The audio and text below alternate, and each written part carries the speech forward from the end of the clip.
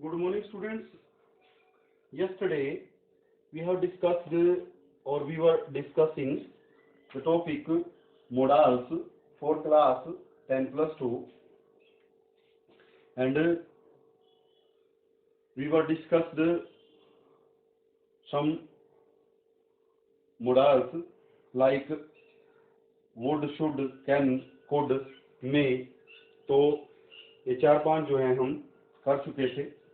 अब आगे जो है एक वुड में जो है वो छूट गया था, एक रूल जो है वो छूट गया था। वो कौन सा था? एक वुड का इस्तेमाल जो है विश के लिए भी किया जाता है, विश के लिए किया जाता है। एक्सक्लेमेटरी साइन होता है पीछे, एक्सक्लेमेटरी साइन होता है eight the end of a sentence उसमें, और उसमें जो है हेल्पिंग वर्ब, जो हेल्पिंग वर्ब होती है हमारे पास, वो सिंगुलर प्लूरल, जो सिंगुलर सब्जेक्ट है, सिंगुलर सब्जेक्ट होते हुए भी वर लगी होती है। वो वर क्यों लगी होती है? वो वर जो है इसीलिए लगी होती है। आपने 9th क्लास में एक लेसन पढ़ा होगा, वो लेसन था इफ आई वर यू। तो आई के साथ में भी वर लगा हुआ है, तो वो इमेजिनरी सिचुएशन के लिए जो है लगा हुआ है। तो ये चीजें आपको ध्यान रहनी चाहिए। एक तो जो सेंस है वो क्या रहेगी? विश की सेंस रहेगी। At the end of a sentence exclamatory sign रहेगा। एक्सक्लेमेटरी साइन का तो पता होगा, ये होता है एक्सक्लेमेटरी साइन। और जो हेल्पिंग वर्ब है वो सिंगुलर सब्जेक्ट होते हुए भी प्लूरल लगेगी। वो कौन सी है? वर्ब। लेकिन इसकी सेंस यहाँ पे प्लूरल नहीं होगी, ये इमेजिनरी सिचुएशन की वजह से लगा होगा।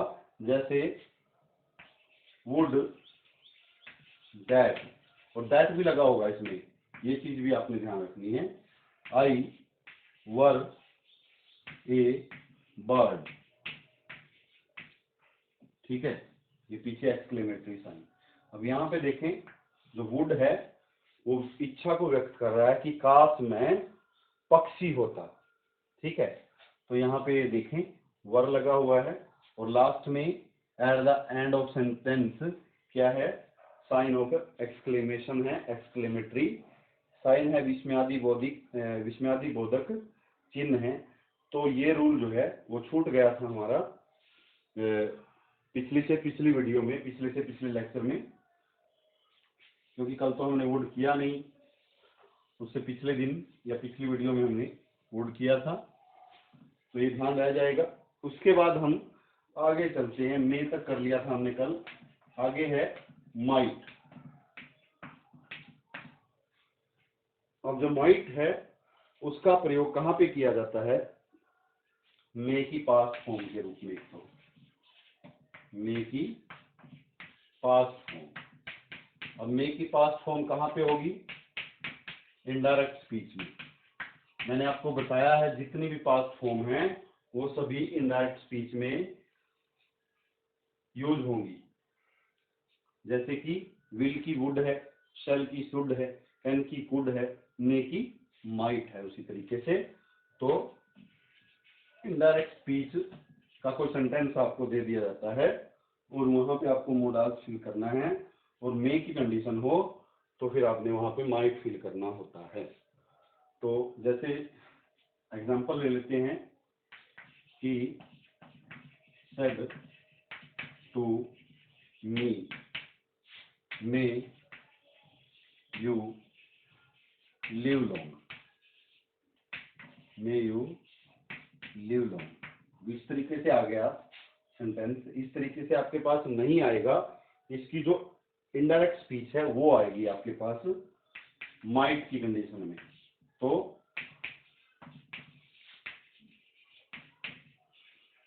ये इस तरीके से बदलेगा।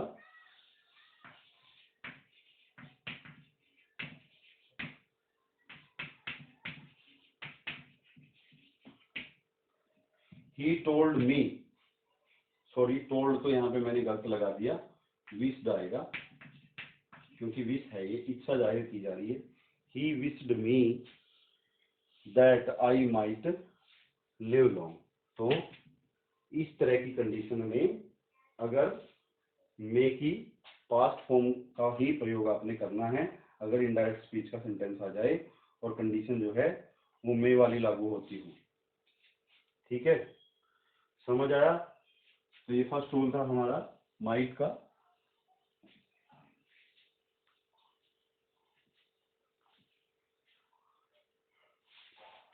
उसके बाद है रिमोट पॉसिबिलिटी।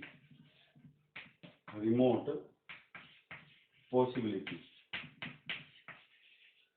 अब रिमोट पॉसिबिलिटी कौन सी होती है? रिमोट पॉसिबिलिटी होती है जो नाम मात्र हो। क्या हो? नाम मात्र, नाम मात्र संभावना हो किसी काम के होने की। For example, the sky is clear, it might rain today. तो शायद ही वर्षा हो। अब आकाश साफ है तो पॉसिबिलिटी क्या हुई? पॉसिबिलिटी नाम मात्र हुई काम के होने की, और काम कौन सा है? वर्षा। तो जब आकाश ही साफ है, आसमान ही साफ है, तो वर्षा काहे होएगी? तो वर्षा नहीं होगी। तो इस वजह से यहाँ पे माइट का प्रयोग होगा रिमोट पॉसिबिलिटी के लिए। समझ आया होगा ये रूल? आगे चलते हैं।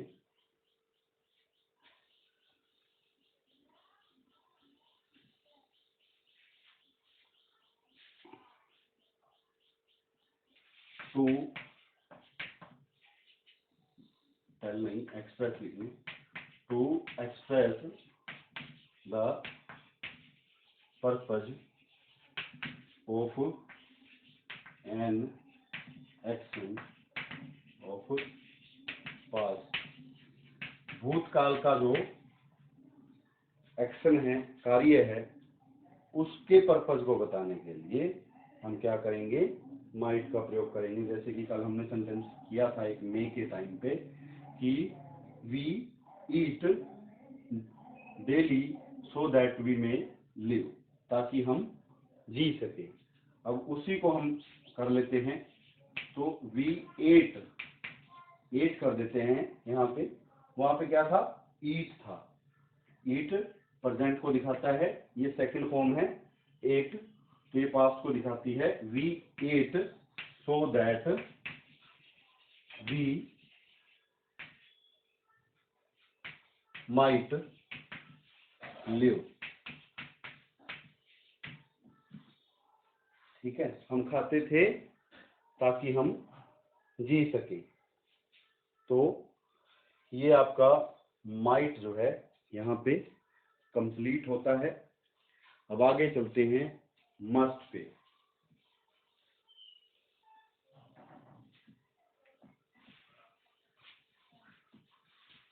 आगे आता है हमारे पास मस्ट। मस्ट का प्रयोग किस चीज के लिए किया जाता है?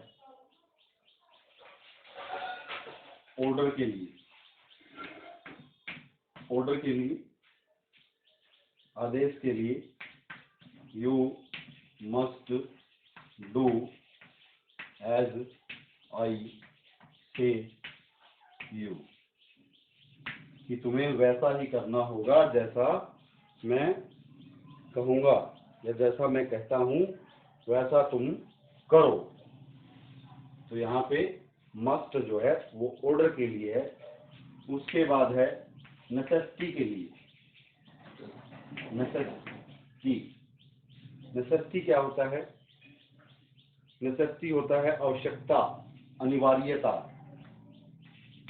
कंपल्सरी, कंपल्सरी एक्शन हो या नेसेसिटी हो, ऐसे के लिए हम क्या करते हैं?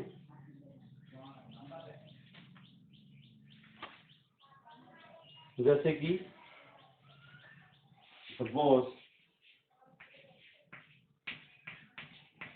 fired you,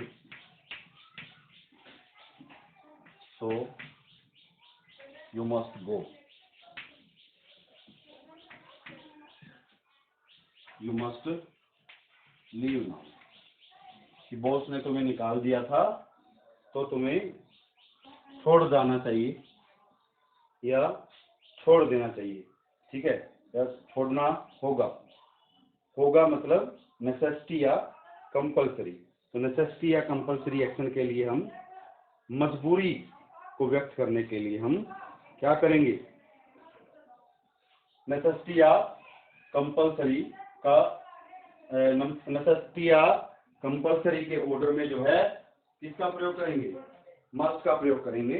उसके बाद आगे आता है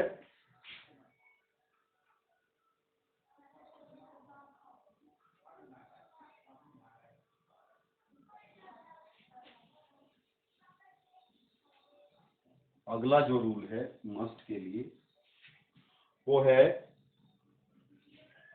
to express emphatic advice. Emphatic advice, जोरदार सलाह के लिए, जिसमें हमें जोर देना हो सलाह देने के लिए, तब भी वहां पे मस्ट का प्रयोग होता है। जैसे कि you must study if you want to succeed. Succeed, if you want to succeed, अगर तुम सफलता चाहते हो तो तुम्हें स्टडी करनी पड़ेगी, पढ़ना होगा। तो उसके बाद भी फिर लीगल ऑब्लिगेशन के लिए, लीगल ऑब्लिगेशन के लिए, जब हमारा कानूनी कर्तव्य की बात हो, कानूनी कर्तव्य जैसे कि we must pay our taxi, कि हमें जो है जो टैक्स हैं उनको पे करना होगा। We must pay our taxes. तो यहाँ पे हमारा जो है मोडाल्स का जो मोडाल्स थे वो कंप्लीट हो चुके हैं। इसके बाद हमारे पास जो बचते हैं वो बचते हैं सेमी मोडाल्स। क्या बचते हैं, सेमी मोडाल्स। सेमी मोडाल का मतलब क्या है, जो आधे रूप में है, पूरे नहीं है, पूर्ण नहीं है। सेमी मोडाल्स वो कौन कौन से होते हैं, वो होते हैं 4, ठीक है। 4 कौन कौन से होते हैं, नीड है, नीड है, डेयर है, उसके बाद जो यूज्ड टू है और ought to है, ought to है। तो ये सेमी मोडाल्स हैं हमारे पास। इनका प्रयोग हम अभी सीखेंगे कि कैसे हम करते हैं, और पिछले क्लासेस में भी आपने सीखा होगा। जो नीड है, नीड को ले लेते हैं पहले। इसका नेगेटिव सेंटेंस में और इंटेरोगेटिव सेंटेंस में, नेगेटिव सेंटेंस में और इंटेरोगेटिव सेंटेंस में ही यूज होता है as a semi modal, semi modal. और जो असर्टिव सेंटेंस है या सिंपल सेंटेंस है, असर्टिव सेंटेंस है, उसमें नीड का प्रयोग तो होता है लेकिन वो सेमी मोडाल के रूप में नहीं होता। वहां पे इसका प्रयोग होता है वर्ब के रूप में। तो नीड होती है वो वर्ब होती है, जैसे कि he does not need to go there। यहाँ पे जो है वो मेन वर्ब का काम कर रही है। और एक चीज आप ये देख लो कि इसके आगे हेल्पिंग वर्ब लगी हुई है, और हेल्पिंग वर्ब अगर लगी हुई है तो ये मेन वर्ब है, और ये खुद जो है हेल्पिंग वर्ब का काम कर रही है। अगर हेल्पिंग वर्ब नहीं लगी हुई तो फिर नीड जो है सेमी मोडाल है। और इसके साथ में टू जो है वो जब मेन वर्ब होगा ये तब ही प्रयोग होगा, वैसे सेमी मोडाल के रूप में जो है टू साथ में नीड के नहीं लगता। तो ये चीजें ध्यान में रहेंगी। अब एग्जांपल ले लेते हैं, जैसे कि it has stopped, it has stopped की बजाय दूसरा कर लो, दूसरी तरीके से कर लो। The rain has stopped, the rain has stopped, you need not, you need not take an umbrella, you need not take an umbrella। अब वहां पे जो है ये देखें, यहाँ पे भी वर्ब है और यहाँ पे भी एक और वर्ब है, लेकिन यहाँ पे टू नहीं लगा, लेकिन दो वर्ब को जोड़ने के लिए हम टू का प्रयोग करते हैं। तो इसका मतलब ये हुआ कि यहाँ पे जो नीड है वो क्या है, सेमी मोडाल है। और दूसरा प्रयोग कहाँ पे होता है इसका, वो होता है इंटेरोगेटिव सेंटेंस के अंदर। अब इंटेरोगेटिव सेंटेंस का एग्जांपल ले लेते हैं। इसमें जो है ये इंटेरोगेशन का भी काम करता है। Need I wait for him, ठीक है। यहाँ पे क्या क्या का भी काम करता है, और जो हेल्पिंग वर्ब है, ऑक्सिलरी वर्ब है, उसका भी काम करता है। तो ये हमारा नीड था और इसका प्रयोग था। आप समझ आ गया होगा कि कहाँ पे प्रयोग होता है, नेगेटिव और इंटेरोगेटिव सेंटेंस में प्रयोग होता है, और सेमी मोडाल के रूप में, असर्टिव सेंटेंस में वर्ब के रूप में प्रयोग होता है। यहाँ पे ही does not need to go there, to लगा है और हेल्पिंग वर्ब लगी है तो ये मेन वर्ब है। अगर टू नहीं लगा और दूसरी बात क्या है, नेगेटिव है, नॉट लगा है और उसके बाद इंटेरोगेटिव है, तो ये था नीड हमारा।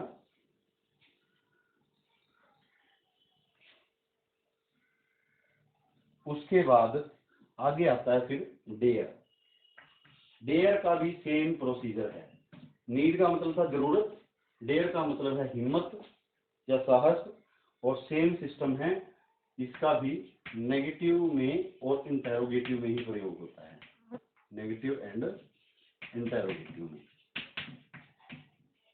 असर्टिव में प्रयोग इसका वही सिस्टम है, वर्ब के रूप में होता है।